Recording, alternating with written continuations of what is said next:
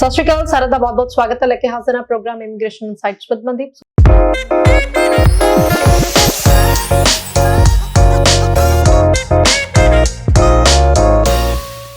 सो फिर तो चर्चा करांगे ते चर्चा च एक बारी फिर तो मेरे नाल जुड़े ने वैष्णो ओवरसीज मिस्टर प्रदीप जी, बहुत बहुत स्वागत। सत श्री अकाल जी। सत श्री अकाल जी। सो नंबर साझा कर रहे हैं, जुड़ सकते हो साडे नाल तुसी स्क्रीन दे हेठां नंबर जेडे ने तुहानू तुहाडी डेस्टिनेशन तक पहुंचा सकदे ने। सर अज शो खास तौर ते कैनेडा नू लेके गलबात करनी है। रिसेंटली अपडेट आ रही है, उस अपडेट दे उपर नजर मारांगे। ऑफ कैमरा असीं डिस्कस करन दी कोशिश कीती है, दर्शकां नाल जरूर उस अपडेट दे रूबरू करवाने आ। अपडेट की है, इस अपडेट दा प्रभाव की पैण वाला है जी।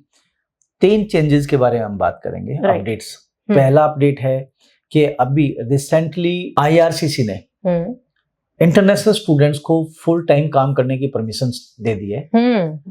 15 नवंबर से ये स्टार्ट होगा 2022 से और 31 दिसंबर 2023 तक रहेगा। पहली इस अपडेट की बात करेंगे। राइट।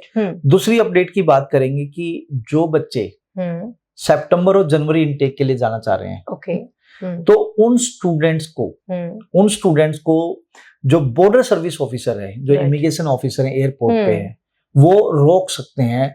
अगर आपका वीजा आ गया है, आप फ्लाई कर रहे हैं और आपका इनटेक स्टार्ट हो चुका है, तो आपके पास इंटीमेशन कॉलेज की तरफ से होनी जरूरी है। चाहे तो आपको लेट अराइवल या फिर डेफरमेंट, इन दोनों में से कोई ना कोई आपके पास होनी चाहिए, अदरवाइज आप एंट्री नहीं कर सकते। तीसरी बात करेंगे कि कोई भी ट्रैवलर कनाडा जाना चाहता है तो अब अराइव कैन मैंडेटरी नहीं रहा, ऑप्शनल है। उसमें आप हेल्थ इंफॉर्मेशन डालो या मत डालो, जिसमें उन्होंने रिमूव कर दिया है 1 अक्टूबर से कोविड-19 बॉर्डर रिक्वायरमेंट, जैसे कि वैक्सीनेशन की है, इसके अलावा टेस्टिंग की है, क्वारंटाइन की है, ये सब रिमूव कर दिया है। तो हम इन 3 मेजर चेंजेस पे बात करेंगे। ठीक है, सब तो पहला जो सवाल है वो जिदा जो लेटेस्ट अपडेट है वर्किंग राइट्स नू लेके, ओदे बारे सानू दसो भी वो कदों तो शुरू होने जा रहा है, वैलिडिटी कदों तक है, इसदे आपां कहिए तां किन्हां नूं बेनिफिट मिल सकदे ने। 15 नवंबर 2022 से स्टार्ट होगा और 31 दिसंबर 2023 तक ये वैलिड रहेगा।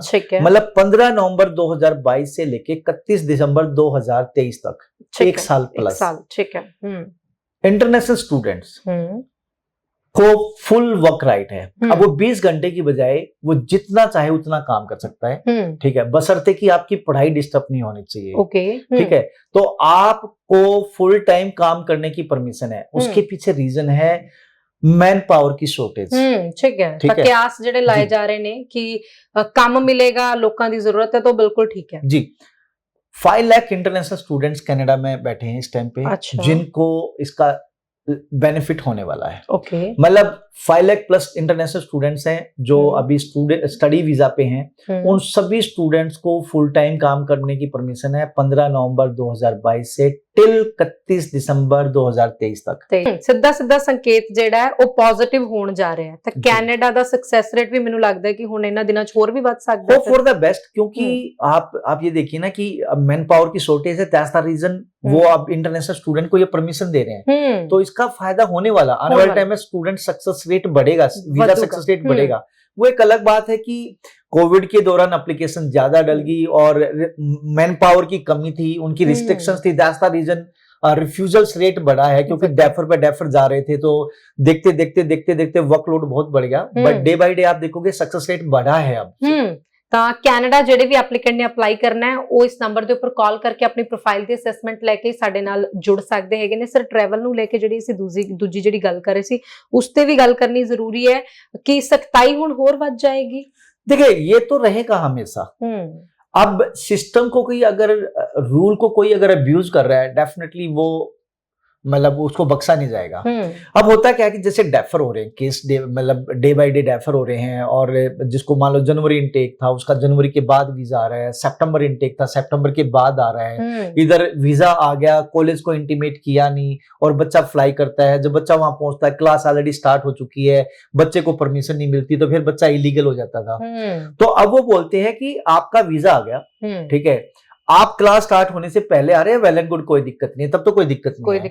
लेकिन क्लास स्टार्ट होगी उसके बाद आप जा रहे हैं। तो वो कह रहे हैं बड़ा सिंपल शब्दों में कि जी आप आ रहे हो, क्लास ऑलरेडी स्टार्ट हो चुकी है, तो डीएलआई जो आपका है, जो आपका इंस्टीट्यूट है, जो यूनिवर्सिटी और कॉलेज है, उससे आपको चाहे तो डेफरमेंट का लेटर होना चाहिए ठीक है। कि भाई आपका सितंबर की बजाय जनवरी हो गया, जनवरी की बजाय मई हो गया, तो मतलब एक तो चाहे तो डेफरमेंट हो अगर आपकी क्लास ऑलरेडी स्टार्ट हो रखी है, या लेट अराइवल का आपके पास लेटर होना चाहिए। ओके। जिसकी क्लास स्टार्ट होगी, मैं फिर बोलना चाहूंगा, और ये 2 इनटेक की खास बात हो रही है, सितंबर और जनवरी में अगर आप जा रहे हैं, सितंबर इनटेक वाले बच्चे और जनवरी इनटेक वाले बच्चे, उन सभी को बोला है इमिग्रेशन ने, गवर्नमेंट, कनाडा गवर्नमेंट ने, और क्या नाम आप कह सकते हैं IRCC ने, कि भाई अगर आप लेट अराइवल हैं तो आपके पास DLI से जो आपका कॉलेज और यूनिवर्सिटी है उससे लेट अराइवल लेटर चाहिए, या फिर आपका डेफरमेंट होना चाहिए।